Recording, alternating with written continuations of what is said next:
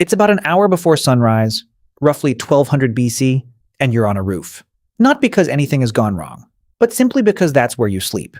It's the coolest surface in the house is made of mud, and the mud has been holding yesterday's heat like a grudge since about 2 in the afternoon.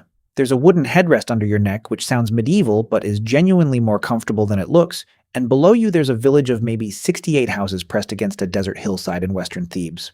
You are not a pharaoh. You are almost certainly not a priest. Statistically, you are a farmer. And if you're not a farmer, you're the guy who carves the inside of the pharaoh's tomb, and you have to be at work in about 90 minutes. So what do you do all day? Here's the strange thing. We know an enormous amount about ancient Egypt. We know what they thought happened to your heart after you died. We know the names of their gods, the layout of their temples, the recipe for embalming fluid, the precise weight of the feather your soul got measured against. 3,000 years of continuous civilization, and we have the paperwork. And yet almost nobody can tell you what an Egyptian did on a Tuesday. That's the story today. Not the tombs, not the gold. The Tuesday, breakfast, the commute, the arguing with your boss, the reason your teeth were destroyed by the age of 30, the world's first recorded labor strike, and a 4,500-year-old logbook written by a middle manager named Merer, who was, in the most literal sense, building the Great Pyramid and complaining about the boat schedule. Let's go. The thing nobody tells you about Egypt. Here's the premise, and once you see it, you can't unsee it. Everything you picture when you hear the words ancient Egypt is a tomb, a temple, or something that came out of a tomb or a temple. The mask, the sarcophagus, the pyramids, the Valley of the Kings, the wall paintings, the mummies. All of it. Every image in your head is from the death industry. And that makes Egypt look like a civilization of morbid weirdos who spent 3 millennia obsessed with the afterlife and did essentially nothing else. Which is the conclusion basically every European visitor came to for about 400 years. But there's a reason the record looks like that, and the reason is embarrassingly simple. Tombs and temples were built out of stone because they were meant to last forever. Everything else, the houses, the workshops, the markets, the granaries, the entire physical fabric of ordinary life was built out of sun-dried mud brick. Mud brick does not last forever. Mud brick lasts about a generation before it needs patching, and once it's abandoned, it goes back to being dirt. Add the annual flood, which was very good at growing wheat and very bad at preserving architecture, and you get a filing error that has shaped how the entire planet imagines Egypt. We didn't find a death cult. We found the only part that survived. So the question becomes, can we actually reconstruct the ordinary day? And the answer, weirdly, is yes. Better than for almost any other ancient society. Because of one village, one dry hillside, and a few thousand pieces of broken pottery that somebody used as scrap paper. First, the river, because the river is the clock. Before we get to the day, you need the year. Because in Egypt, the year controlled the day in a way that's hard for us to imagine. The Nile flooded. Every summer, meltwater and monsoon rain from the Ethiopian highlands came down the river and put the entire floodplain underwater, and then withdrew and left behind a layer of black silt, so fertile that the Egyptians named their country after it, Kemet, the Black Land, as opposed to Deshret, the Red Land, which is the desert, which is where you go to die or to bury people. And those are the two options. The Egyptians didn't split the year into 4 seasons. They split it into 3, and every one of them is a job description. Akhet, the inundation, roughly July to October. The fields are underwater. You cannot farm. You are, for about 4 months, unemployed. Pereh, the emergence, October to February. The water pulls back, the mud is soft, you plow, and you sow. Shemu, the harvest, February to June. You cut, you thresh, you carry, and the tax assessor arrives with a rope and a bad attitude. Now, hold on to Akhet, because that 4-month gap where the entire agricultural workforce of the richest kingdom on earth has nothing to do is going to become extremely relevant when we talk about who built the pyramids. One more thing about time. The Egyptians had hours. They did not have hours the way you have hours. They divided daylight into 12 parts and the night into 12 parts, always, no matter the season, which means a summer hour was noticeably longer than a winter hour. Your hour stretched and shrank with the sun. They tracked it with shadow sticks and, later, water clocks, which are pots with a hole in the bottom that drain at a known rate. Nobody was late in the modern sense. Nobody could be. There was no unit small enough to be late by. The morning. You get up before the sun because the sun is the whole point. Egyptian houses had small high windows and no glass, and the heat by mid-afternoon was brutal, so work started at first light and the serious stuff was done before noon. There's a lovely, very human detail in this. In the workmen's village of Deir el-Medina, the houses have a front room with a built-in enclosed bed-shaped structure, often decorated with images of Bes, the dwarf god with the lion face who guarded households, and Taweret, the pregnant hippo goddess of childbirth. Egyptologists still argue about exactly what that box was for. Birth, ancestor worship, some combination. But it's the first thing in the house, right by the door, which tells you something about priorities. Breakfast is bread and beer, not bread and also beer. Bread and beer as a functional single food system. Egyptian beer was thick, low in alcohol, made from barley and emmer wheat, and closer to a soupy porridge than to anything you'd order on a Friday. It was calories. It was safe liquid. Children drank it. Workers were paid in it. State rations at Deir el-Medina were issued in loaves and jars, and a standard daily allotment for a workman ran to several loaves and a couple of jugs. And the bread is where it gets grim. Egyptian bread was full of sand.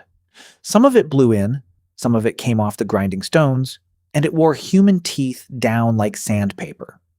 Go and look at Egyptian mummies, royalty included, and the dental wear is catastrophic. Molars ground flat to the pulp, abscesses in the jawbone big enough to see across a room. Ramesses the Second, the most powerful man in the known world, master of an empire, builder of Abu Simbel, died with an infected mouth that would have been in more or less constant pain. All the gold in the Nile Valley and nobody could do anything about a toothache. Let that sit for a second. Then it depends entirely on who you are. Here's where the day splits, because an Egyptian is not one person. If you're a farmer, and roughly 9 out of 10 of you are, your day is water and mud. You're hauling buckets, maintaining irrigation channels, hand-lifting water with a shaduf, a counterweighted pole with a bucket on one end that is such a good piece of engineering that you can still find them in use along the Nile today. You're sowing by walking backwards, scattering seed, while somebody drives animals over the field behind you to trample it in. During harvest, you're bent double with a sickle for the whole of daylight. And then the scribes show up. There is a wall painting in the tomb of Mena, an estate inspector from the 18th dynasty that shows the whole process. Surveyors measuring a field with a knotted rope to calculate the tax owed, and elsewhere in the same tomb, a farmer being beaten. It's not subtle. The Egyptians painted the beating right there on the wall next to the wheat because from the perspective of the person commissioning the tomb, that was simply what a well-run estate looked like. If you're a workman at Deir el-Medina, you have possibly the strangest job in the ancient world. You live in a walled village in the desert on the West Bank at Thebes, and your job, and your father's job, and your son's job is to carve and paint the royal tombs in the Valley of the Kings. You are a specialist. You are literate, or at least some of your neighbors are. You are paid by the state in grain, fish, vegetables, oil, and beer, and your week is 10 days long. Egyptians ran a 10-day week, and the crew worked 8 of those days and had 2 off. During the 8-day stretch, you didn't commute because the walk over the hill was long and hot, so you slept in a cluster of stone huts on the col above the valley and only came home for the weekend. 8 on, 2 off in the Bronze Age. Your ancestors invented the concept of the weekend and then made it slightly worse.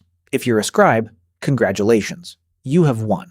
Literacy in Egypt was probably somewhere around 1% of the population and possibly lower, and it was the one reliable escalator out of physical labor. And the Egyptians knew it, and they were extremely unsubtle about it. There's a Middle Kingdom text called the Instruction of Duaketi, sometimes known as the Satire of the Trades. And it is essentially a father dragging every profession in Egypt in order to convince his son to go to scribal school. The potter is filthier than a pig, digging in mud. The metalworker's fingers are like crocodile hide. The barber wanders the streets exhausted looking for chins. The fisherman works among crocodiles, which is not a metaphor. That's just the job. The washerman cleans other people's clothes on a riverbank next to those same crocodiles. And the punchline, over and over, be a scribe. Because a scribe is not beaten, and a scribe gives the orders. Some career advice is eternal. If you're a woman, your day starts earlier, and the grinding is what will get you.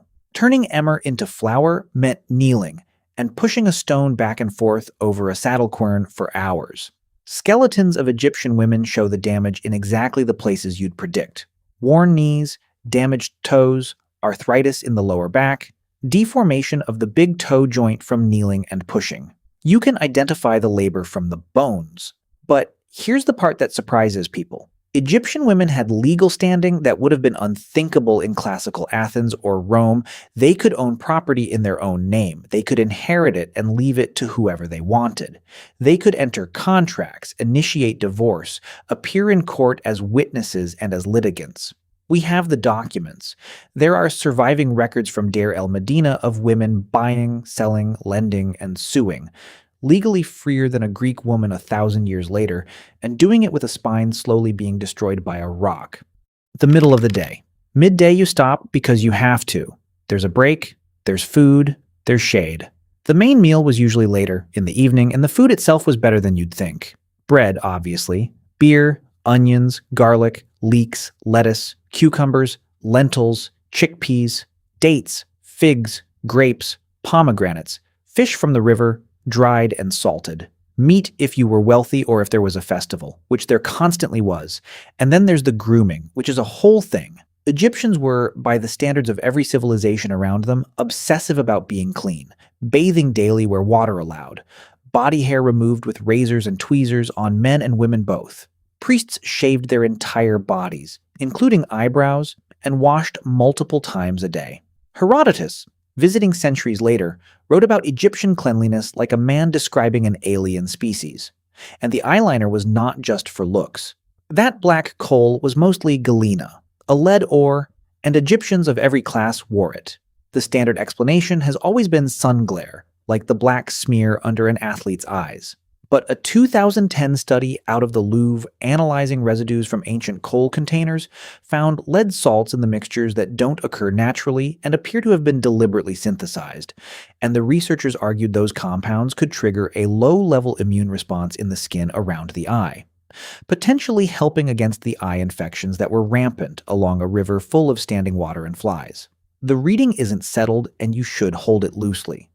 But there's a real possibility that the most famous cosmetic in human history was also, accidentally or otherwise, medicine. Now here's where it gets good. Everything I've told you so far is reconstruction.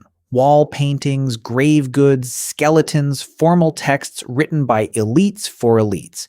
But Deir el-Medina gave us something else, and it is one of the great flukes of archaeology. The workmen there wrote constantly, and papyrus was expensive, so for anything routine they used ostraca, broken pottery shards and flat flakes of limestone, scrap paper, and they threw them in a pit, and the pit was in a desert so nothing rotted.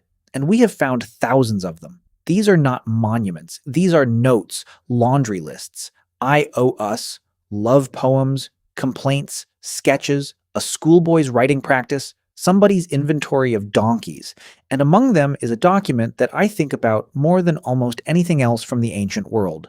An attendance register, a crew roster listing workmen by name day by day with the reason each man was absent. The reasons are these: ill, eye trouble, stung by a scorpion, brewing beer, building his house, wrapping his dead mother. His daughter was bleeding, meaning she'd started menstruating and he stayed home, attending a festival, making offerings to his god, with his boss. And in more than one instance, entries that scholars read as a man being off because he'd been drinking the night before, which is a hangover, recorded in ink in a state personnel file 3,200 years ago. These are named individuals, not a workman. Pendua, Seba, Apeti, men who called in sick and had it written down and are now, 4,000 years later, permanently on record as having missed a Tuesday. And then it goes further. In the 29th year of the reign of Ramesses III, around 1157 BC, the grain rations for Deir el-Medina were late, repeatedly. So the crews walked off the job. They downed tools, marched out of the valley, and staged a sit-in behind the mortuary temple of Thutmose III, refusing to move until they were paid. We know this because the village scribe, a man named Amennacht, wrote the whole thing down on what is now called the Turin Strike Papyrus. Their own words are in there. They said, "We are hungry. 18 days of the month have passed." They sent for officials. The officials made excuses. The workers went back the next day, and did it again. It is the first documented labor strike in recorded human history, and it was carried out by the men building the tomb of the God King against the God King's administration over late pay. And the last piece. In 2013, a French team working at Wadi al-Jarf on the Red Sea coast found the oldest inscribed papyri ever discovered, dating to around the 26th year of the reign of Khufu, roughly 2560 BC. Among them is a logbook kept by an inspector named Merer, who led a team of about 40 men. Merer's job was hauling limestone. He and his crew sailed from the quarries at Tura across to Giza, loaded blocks, delivered them, and turned around and did it again. And the round trip took a few days, and he logged every single one. Where they went, what they carried, who they reported to, which was a man named Ankayef, the king's half-brother, running the operation. We have a shift log from the construction of the Great Pyramid, written by the guy on the boat. Let's take a step back. Okay, put it all together, because I think there are three things here and they build on each other. First, the working population of Egypt was not enslaved. This is where Akhet comes back. For 4 months a year, the fields were underwater, and the entire agricultural labor force was idle, and the state fed them, housed them, and put them to work moving stone.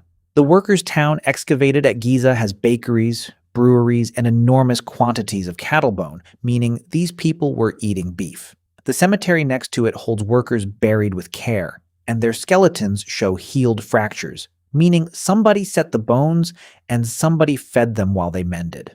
That is not what a slave camp looks like. It looks like a state project with a canteen and an infirmary. Second, the ancient Egyptian day was, in its texture, aggressively ordinary. Wake up, eat bread, go to work, complain about work, deal with your family, eat again, play a board game, go to sleep on the roof. The Senate boards found in tombs are the same Senate boards found in houses. People played games. People wrote love poetry. And some of it is very good. And quite a lot of it is about being unable to sleep because of someone. Third, and this is the one, we got Egypt backwards for 400 years for a reason that has nothing to do with Egypt. The stone survived. The mud didn't. We inherited a civilization's funeral wing and mistook it for the whole building. And it took a rubbish pit full of broken pottery in a workman's village to give us back the parts that were made of ordinary life, which is to say the parts that were actually most of it. The pyramids weren't the point. The pyramids were what was left. Here's what I keep coming back to. Somewhere around 1157 BC, a man walked out of the Valley of the Kings, in the heat because his pay was late. He was hungry and he was angry and he had a family, and he sat down in the shade of a dead pharaoh's temple with his co-workers and refused to move. And a scribe named Amenecht, who probably wished he was somewhere else, wrote it down. That man's name did not go on a monument. He did not get a statue. He got a line in an administrative document on a material nobody expected to last, filed by a bureaucrat doing his job. And it lasted. It outlasted the empire, the language, the gods, and the entire idea of Egypt. It's in a museum in Turin. 3,000 years from now, most of what you built today will be gone. The buildings, the accounts, the photographs, all of it. What survives, if anything survives, will probably be something you thought was disposable. A note, a complaint, a record of the day you didn't come in. So tonight when you go to bed, you're doing what a person on a mud roof in Western Thebes did, with a wooden block under his neck, listening to the wind come off the desert, thinking about the 8 days of work in front of him and the 2 days at the end of it. Same sun, same tiredness, same weekend, he just had to wait 10 days for it. So, question for you. 10-day week, 8 days on, 2 days off, paid entirely in bread and beer. Would you take that deal? Let me know in the comments. Don't forget to subscribe and turn on notifications so we can keep exploring the hidden corners of ancient Egypt together. Until then, see you soon.